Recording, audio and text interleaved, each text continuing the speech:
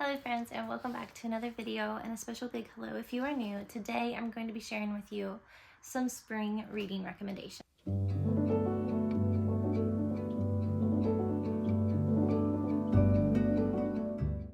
Alright, as always, I'm going to try to keep this, sorry my nose is itchy, I'm going to try to do a wide variety of genres, so hopefully you can find something that sparks your interest. So I'm going to start with classics.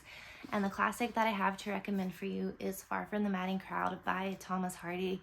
This is one of my favorite books of all time. I haven't read it in a really long time. And honestly, if I wrap up my spring TBR early, I probably will reread this one. It tells the story of Bathsheba Everdeen. She's one of my favorite heroines in classic literature. But she inherits a farm and she decides that she is going to run this farm by herself. So she moves to this community in Wessex. I wanted to say Sussex, but Wessex. And she essentially mingles with three men in particular. There's three romantic interests. So one of them, I don't remember names, but one of them is a shepherd. The other one is a very wealthy owner of a neighboring farm, and the other is a soldier. She kind of toys with their affections, and it essentially leads to this tragedy that affects her entire community. But again, I really loved this one. I was looking back at the review that I wrote when I read it the first time, and I said, like, my jaw kept dropping open, that I had to put the book down to process it.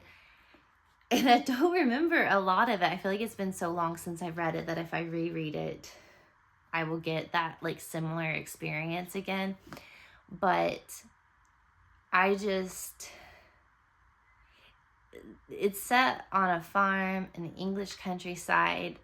Thomas Hardy is a very descriptive writer. So it really just fits those like springy farm countryside vibes, and it is just a really well-written story. I've only read 2 Thomas Hardy books, but I definitely want to read more. In fact, I'm pretty sure there's one right here behind me that will probably be the next Thomas Hardy book that I read, or that I read. But highly recommend this as kind of a spring cottagecore-esque classic for you to read. You are okay, Clemmy. Clementine, honey. Hello. You're okay. What? You want up on my lap? Come on. Come on. I'll hold you. Come on. Come on. Okay. Just sit down and look at me then. Yeah, you're okay. You're okay. If you want up here, I'll hold you. Come on. Come on. All right, we now have a Clementine, and I need to find somewhere else to place my books. Okay. Hello. Who was you? You're okay. You're okay. She's dying without attention. Moving on to children's classics. The first one that I have is Heidi by Johanna Spyri. I'm sorry. I should have looked that up so I would have known how to pronounce her name. Heidi tells the story of a young orphan named Heidi who goes to live with a very grumpy grandfather way up in the Swedish Alps. If you love Anne of Green Gables or Little Women or The Secret Garden or any book within that style, then I really feel like you will love Heidi. I truly feel that Heidi and Anne Shirley would be very good friends. They are very similar characters. I loved this book when I read it. I read it as a child, and then I think around the time that Rifle released these, when I got it, I reread it and loved it just as much. Just imagine being on this beautiful hillside with breathtaking views of Sweden with flowers and just the cottagecore dream. I feel like it's a trope where you have this free-spirited, happy-go-lucky orphan who befriends this like grumpy old man and kind of transforms his life and makes him see life in a different way. And that is definitely in here. I love stories like that. There is a part where Heidi actually has to leave the mountainside and go into a city to help take care of a cousin who is ill, and she really longs for home, and it's just really beautiful. So I highly recommend it. Moving on to kind of more children's fiction. The first one I have is The Complete Tales of Winnie the Pooh by A.A. Milne, and it says Decorations by. I love that. But it was illustrated by Ernest Shepard. I have this edition. This is the Barnes & Noble special edition. But there are so many beautiful editions of Winnie the Pooh. Particularly Harper Muse has a painted edition that I want so bad. But anyway, we all know the story of Winnie the Pooh, but just in case that you have not like read the original stories, or maybe if you've not read them as an adult. I never read them as a child. I had a lot of like Disney Winnie the Pooh books, but I never read the actual like Winnie the Pooh stories. And they are just so heartwarming. If you've seen, I think I accidentally just pulled out a piece of my hair on the book. But if you've seen the original like Disney film, a lot of basically the 3 different stories woven into that film are taken from this book. We have stories about when Eeyore loses his tail, Pooh saves Piglet from the flooding. It's just really, really beautiful, and it's very whimsy and childhood-like. I want to go live in the 100-acre wood. I feel like I would flourish, and I would be so happy there. It's just full of imagination and wonder, and I love these. So if you've never read the classic Winnie the Pooh stories, then I really think that now is the time to do so. Kind of keeping in tune with animals, I have The Wind in the Willows. Oh no. Kenneth Graham? Yes, his name is not on the cover of this one. This one is a little different than Winnie the Pooh. I feel like Winnie the Pooh, because when I first started to read The Wind in the Willows, because again, this wasn't one that I read as an adult or as a child. When I expected it to be a lot more like Winnie the Pooh, and it definitely wasn't. So The Wind in the Willows is essentially a community of animals. And particularly we have Mole, there's a badger, there's a rat, and Mr. Toad here. They kind of flourish. They have their own community. They're much more adult-like. It's kind of more of a story, whereas Winnie the Pooh, you can definitely see like a child playing and acting out those scenarios that the characters are getting into. It is very different. And also, just a little fun fact in case you didn't know, Ernest Shepard, who illustrated Winnie the Pooh, also illustrated The Wind in the Willows. And Ernest Shepard had a daughter who illustrated the Mary Poppins series. It's a little fun fact for you. But anyway, this is just a collection of short stories of what these characters get into. It opens up with, I think it's Mole, and he's spring cleaning. The mole had been working very hard all morning, spring cleaning his little home. So that's kind of how it opens up. And it leads into summer with the characters. They go on a picnic to the riverbank. They try to stop Mr. Toad from getting arrested. He becomes fixated on motor cars, and he just loves to drive really fast, and he wreaks a lot of havoc. And I think there might even be like a prison escape for Mr. Toad in here. But it is just whimsical and fun and full of adventure. And again, there's just something about animals, especially living as humans, that really just fit spring so well for me. Kind of stepping away from there and moving on a little bit more to romance. The first book that I have is The Guernsey Literary and Potato Peel Pie Society by Mary Ann Shaffer and Annie Barrows. This is historical fiction, and it is a, what's the word? epistolary. I can't think of what the actual word is, I'm sorry. But essentially, it's just told through letters. It tells the story of a young writer named Juliet after the shadow, or kind of within the shadow after World War II, in the aftermath of how London is trying to rebuild. She is a writer, and she wrote humorous columns during the war to kind of help with morale.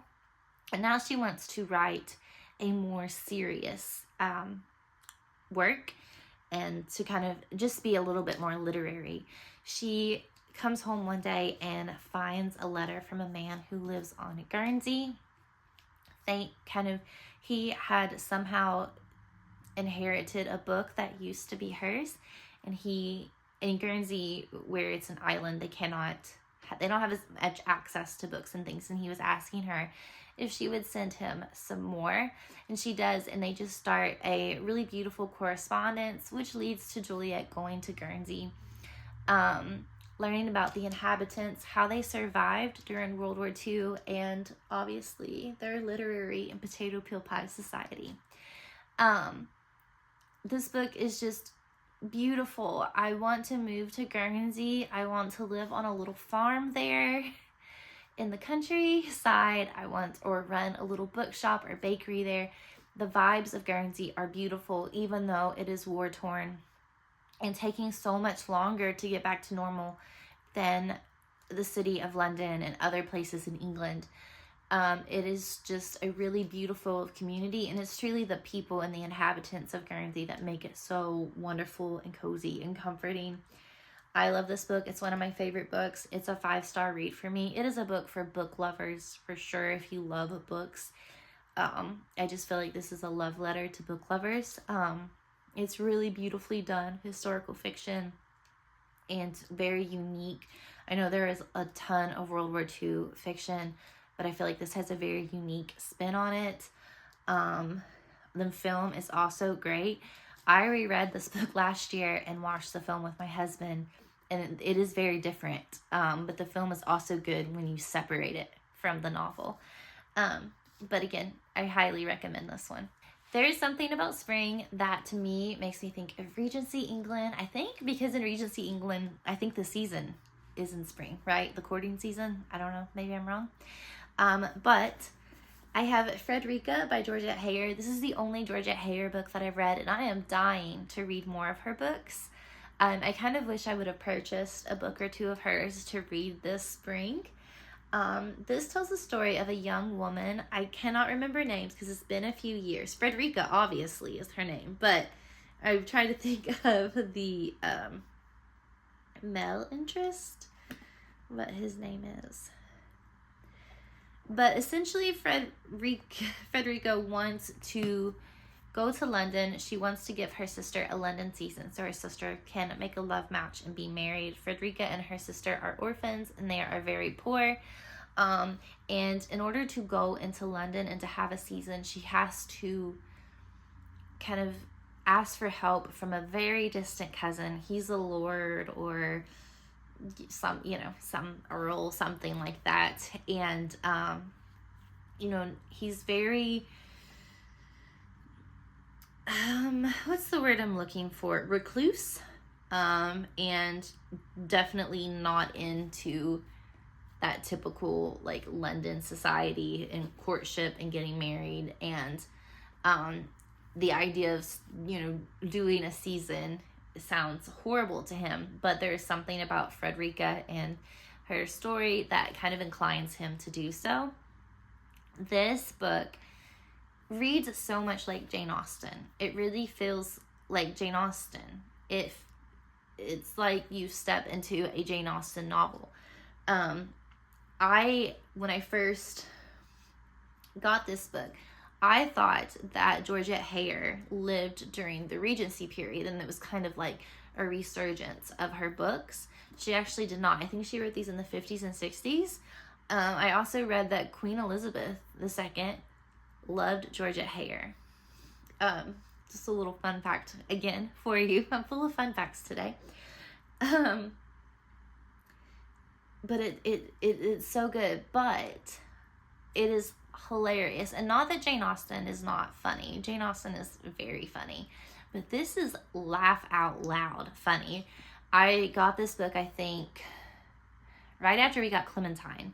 And I remember reading it like on the couch, and Clemmy was asleep on my lap, and my husband was asleep, and I was like trying to hold it in from like just cackling out loud because it was that funny. I loved it, and I don't see a lot of people talk about Frederica. I've seen other Georgette Hare books talked about, so I just can't wait to read them because they're just amazing. And again, there's just something about spring and Regency romances that just fit so well. The last book that I have for you, I don't own because I read it on ebook, and it is The Earl Next Door by Ashtyn Newbold. This is a very modern Regency romance, and it tells the story of, I can't think of the character's name. I want to say her name's Frederica, but I might be wrong. I'll put it on the screen somewhere. But essentially, she has a mishap which causes her and her sister to flee London. They go to Bath to finish out the season, and she is trying to find a man to marry because she and her sister are penniless. Essentially, her sister is a widow, but she doesn't have as much of a fortune as people think. Her sister is also trying to wait for her childhood love to come and to marry her. And I want to say Frederica, but I don't know if that's her name. But basically, our heroine really wants to give her sister a chance because she kind of was the reason that her sister was unable to marry him originally, and why she had to marry who she did. Next door moves our Earl. His name is Charlie, and he is in Bath because he is trying to court a specific woman who has a fortune. His father has left a lot of debts and is trying to marry off Charlie's younger sister to this just pretty vile man that's 3 times her age, because he can have a large amount of money put on like her, I don't know, you know how they sold women off in the Regency era, essentially. And it will help settle, he will basically settle his debts if he can marry his daughter. And Charlie wants to make this match with this wealthy heiress. That way he can prevent his sister from having to marry this man, and she can make a love match. Charlie and, we're going to keep calling her Frederica, they essentially come together. They have a very like kind of enemies like spat. They consistently do things to outwit each other and to kind of prove the other wrong, that are so like they again just laugh out loud funny. And they decided to come together to help him marry, because as soon as Charlie moves out of the home next door to our heroine, then her sister's childhood love can move in, and hopefully they can, you know, court and become engaged and united again. But again, it's really fun. It's really funny. And again, Regency romances in spring, it fits so well. All right, friends, once again, thank you so much for being here and listening to me babble on about books. I hope you have some new books that you can add to your spring TBR, or maybe just your TBR in general. If you have any recommendations for me, please let me know, and I will see you in my next video. Bye.